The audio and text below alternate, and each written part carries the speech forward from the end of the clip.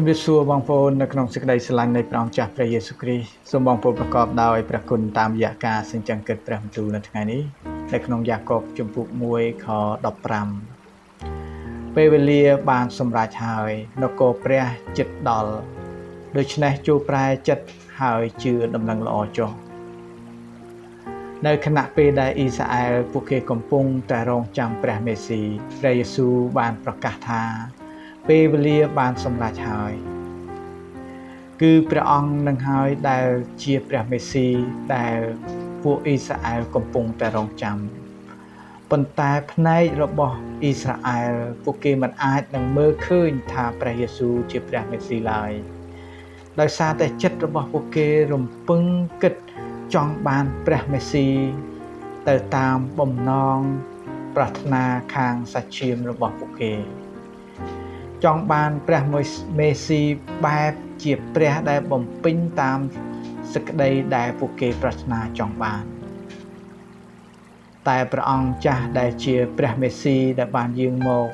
តាមផែនការរបស់ព្រះនោះគឺទ្រង់បានស្ដាប់បង្គាប់និងធ្វើតាមបំណងព្រះហឫទ័យរបស់ព្រះវរបិតាវិញព្រះមិនដែលនឹងយឺតយ៉ាវក្នុងការឆ្លើយតបចំពោះសេចក្តីសន្យារបស់ទ្រង់នោះឡើយហើយព្រះអង្គមិនមានភាពយឺតយ៉ាវនៅក្នុងការដែលឆ្លើយតបសំណូមពរអធិដ្ឋានរបស់យើងរាល់គ្នានោះឡើយ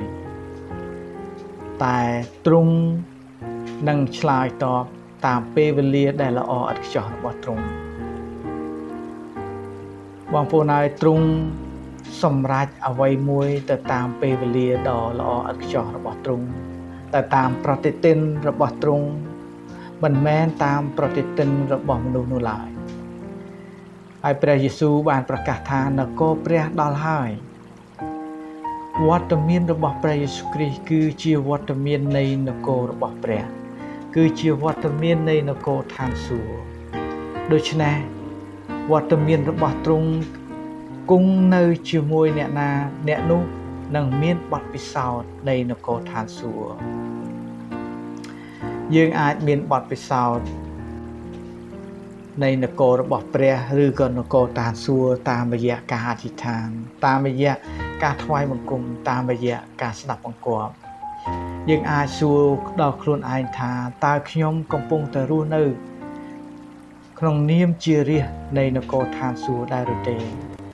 បើតាមរយៈសេចក្តីជំនឿដែលយើងជឿលើព្រះយេស៊ូវគ្រីស្ទដែលជាការជ្រើសរើសរបស់ព្រះនោះយើងត្រូវបានរាប់ថាជារាស្ត្រនៃនគរឋានសួគ៌ព្រះយេស៊ូវបាននាំឋានសួគ៌មកផែនដីនេះតាមរយៈវត្តមានរបស់ទ្រង់ផ្ទាល់កិច្ចការដែលព្រះអង្គបានធ្វើនោះគឺឆ្លុះបញ្ចាំងអំពីអំណាចព្រះជាស្ដានិងវត្តមាននៃនគរឋានសួគ៌ដូចជាការដែលព្រះអង្គបានប្រោសលោះជំងឺការដែលព្រះអង្គបានបណ្ដេញអារក្សហើយការដែលព្រះអង្គបានប្រោសឡាសាឲ្យរស់ពីស្លាប់ឡើងវិញដូច្នេះបងប្អូនហើយនៅក្នុងឃ្លាចុងក្រោយបានរំលឹកយើងថាចូលប្រែចិត្តហើយជឿដំណឹងល្អចុះឃ្លានេះបញ្ជាក់ឲ្យយើងបានបែរចេញពីអំពើបាបហើយត្រឡប់មករកព្រះវិញដោយការទុកចិត្តទ្រង់ទាំងស្រុងដោយគ្រាន់តែជឿនិងទុកចិត្តថាការសុគតនិងការរស់ឡើងវិញរបស់ព្រះយេស៊ូវគ្រប់គ្រាន់នឹងអត់ទោសបាបឲ្យយើងនោះហើយដែលជាសេចក្តីជំនឿដែលព្រះយេស៊ូវបានត្រាស់ហៅឲ្យជឿលើដំណឹងល្អដូច្នេះថ្ងៃនេះបើសិនជាបងប្អូនមាន